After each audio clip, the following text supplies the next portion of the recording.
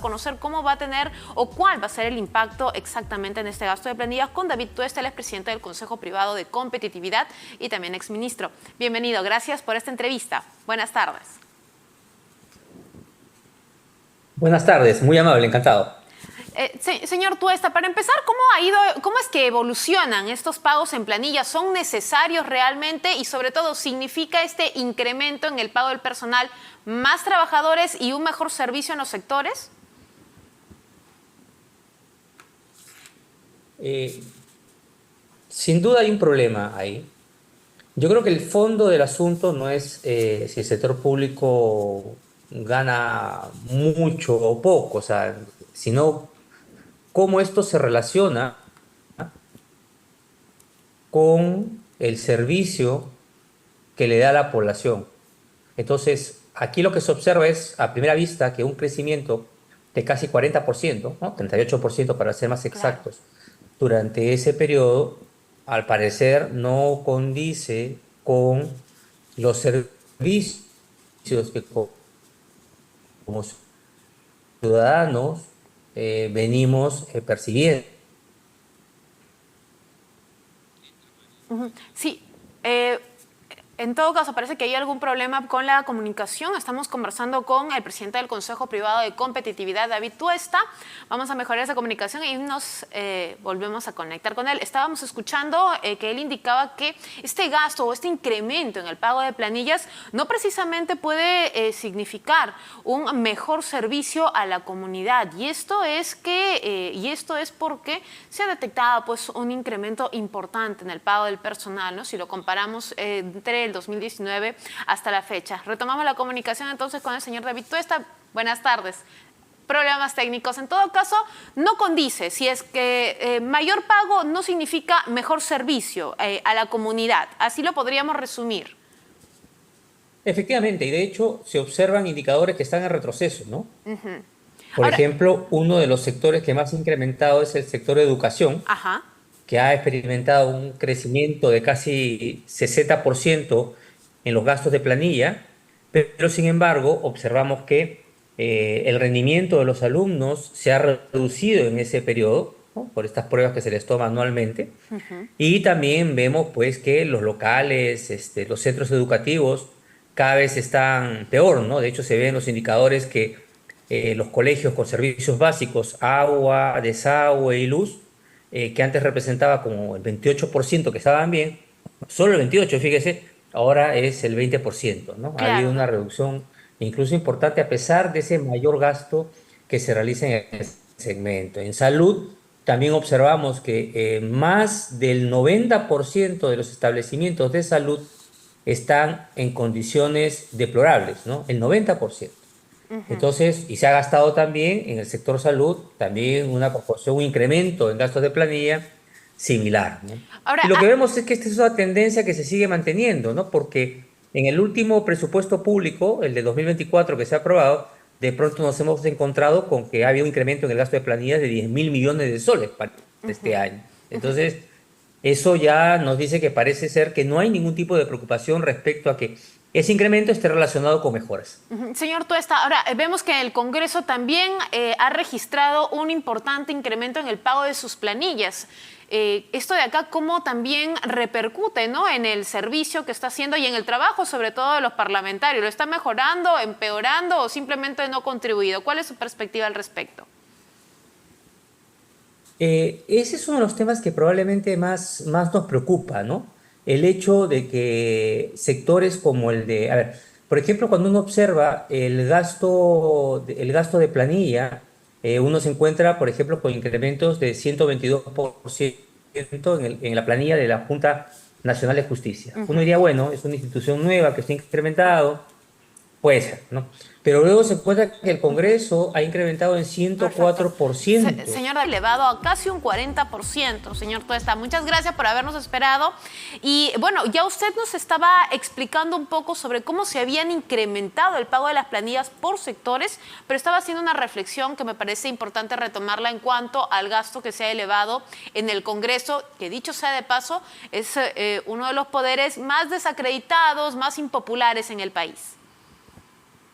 Sí, Efectivamente, lo que observamos es en el Congreso de la República un incremento de su planilla, es decir, del gasto total que se gasta en esta institución, de más del 100%, ¿no? 104% durante el periodo 2019 hasta el 2023, incluso queremos, perdón, hasta el 2024, ¿de acuerdo? O sea, considerando el presupuesto aprobado, ¿no?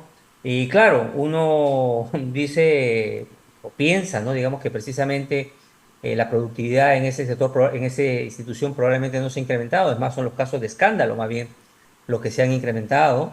Y además hay un tema muy puntual, ¿no? Si uno mira el ingreso por personal, o sea, si queremos hacer una especie de cálculo de sueldo promedio en el Congreso, en esta Ujú. institución, el sueldo anual que se percibe, digamos, en todo todo el Congreso de la República es de 170.000 soles al año, que se constituye en el segundo sector, después de Relaciones Exteriores, que está cerca de los 220.000 soles al año, que reciben ingresos. Y es algo interesante también mencionar que estos ingresos son mucho mayores a los que se perciben en el sector privado formal, ¿no? Ahora, El sí, ingreso promedio de todo el ujú. sector público está alrededor de los 49.000 soles al año y en el sector privado está alrededor de los 35.000 soles al año. 49.000 Entonces, soles al año en el pago de planillas del sector público. así, debería ser el equivalente al sueldo promedio en el Ajá. sector público al año, 49.000, y el sueldo promedio del sector privado al año está aproximadamente en 35.000. O sea, 30% más se gana en el sector público respecto al privado. Y la pregunta que surge ¿es el sector público más productivo que el sector privado para estar ganando 30% más? Y la siguiente pregunta era regresamos al inicio, ¿no? Claro. El incremento que ha experimentado la planilla de casi 40% en estos 5 años guarda relación con la mejora que ha experimentado los servicios públicos durante este año. Entonces, ahí está el kit de la cuestión, ¿no? Lo Ujú. que uno tiene que intentar resolver de cara a futuro, ¿no? Es Claro. decir, ¿qué hacemos? ¿Cómo paramos este incremento sin que tenga un correlato con mejoras en la satisfacción, en los indicadores sociales, ¿no?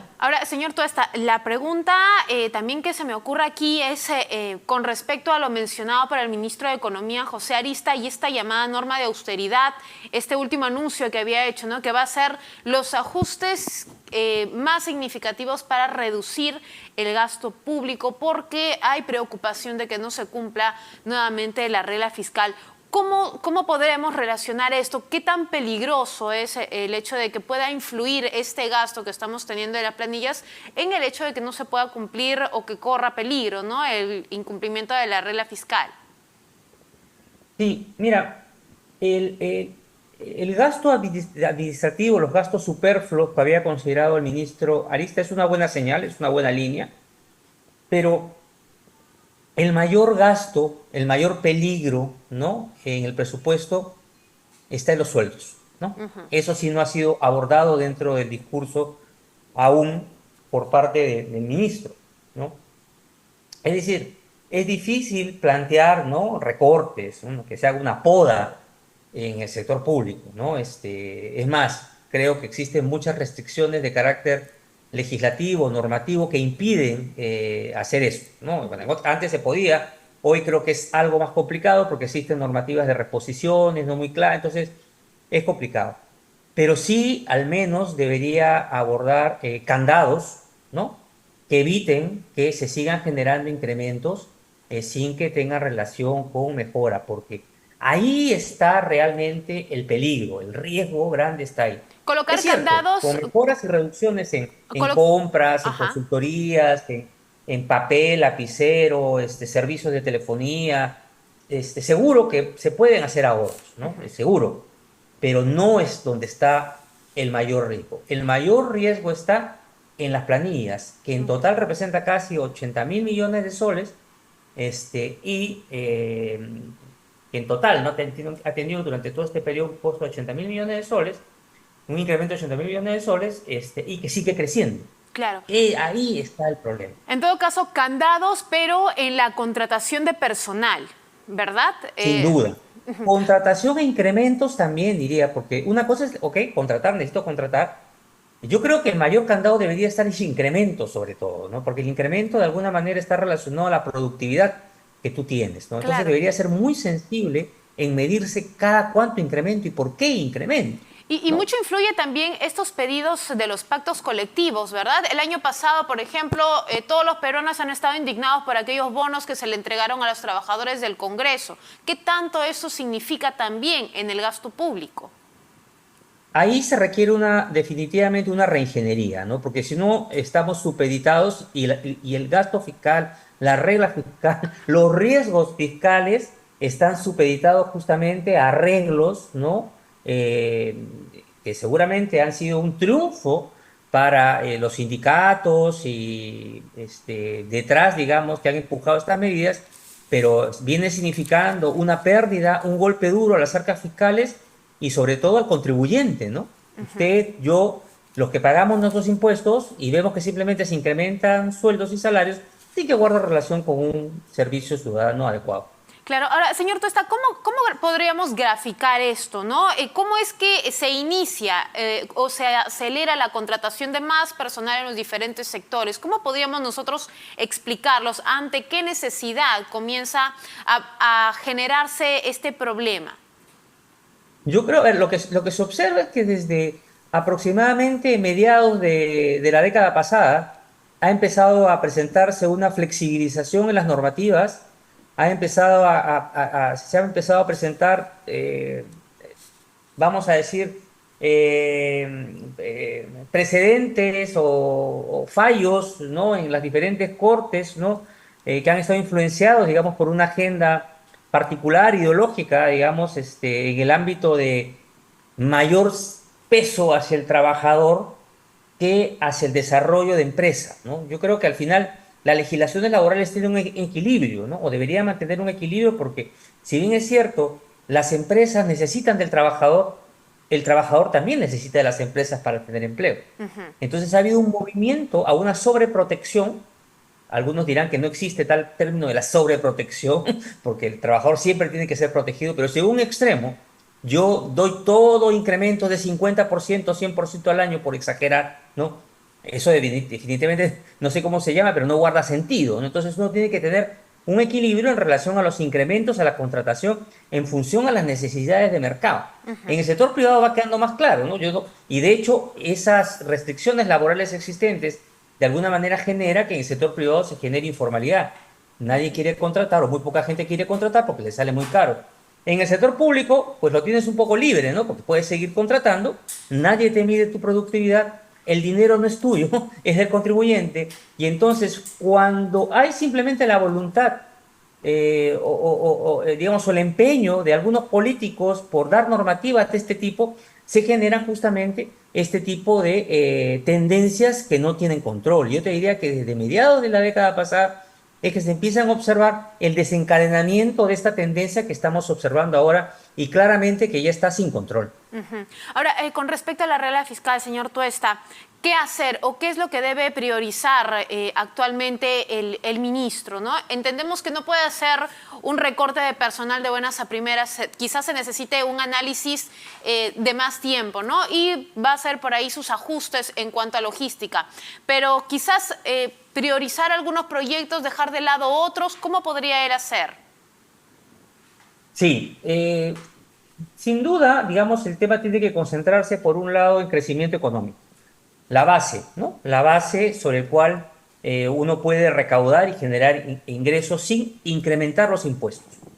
Yo creo que esa parte el ministro la tiene, me parece a mí bastante claro, está tratando de generar la mayor confianza posible, tiene que fomentar la inversión privada, tiene que fomentar el funcionamiento de la economía de mercado, tiene que, ya no sé si tiene él, pero de repente generar, digamos, fuerzas dentro del Ejecutivo para contener políticas populistas que vienen desde el Congreso de la República y que hacen mucho daño al crecimiento de largo plazo, ¿no? Medidas, por ejemplo, como este tema de, ¿cómo se llama?, de relajar el funcionamiento de la minería ilegal, por ejemplo, ¿no? Que se ha presentado recientemente son medidas que hacen mucho daño a las expectativas, a Y la que, por cierto, no hay institucionalidad del una país, al crecimiento a largo plazo. y que a propósito no hay un pronunciamiento explícito, ¿no? Hace un rato el Premier acaba de dar una conferencia y ha referido que ya tiene, digamos, un bosquejo de lo que va a decir el MINEM.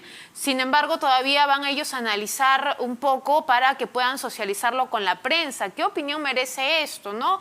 Ya han A pasado mí varios esas días son las desde la cosas, decisión del sí, Congreso. esas son las cosas efectivamente, esas son las cosas que preocupan, ¿no? En este tipo de comentarios, sin responder de manera directa a algo que hace daño a la economía, algo que hace daño al ciudadano y a las instituciones, que la respuesta sea tan timorata, ¿no? Parecería que no quieren ofender o quieren tratar con paños y algodones a decisiones claramente muy Ujú. sospechosas, ¿no? Por parte del Congreso de la República, ¿no? Y de alguna manera eso refleja la debilidad que tiene el gobierno y que nos hace pensar en, a ver, en otras circunstancias ya de carácter directamente económica también, cómo va a reaccionar. Yo creo que el principal reto que tiene el ministro de Economía, yo creo que está adentro de la casa, ¿no? Sí.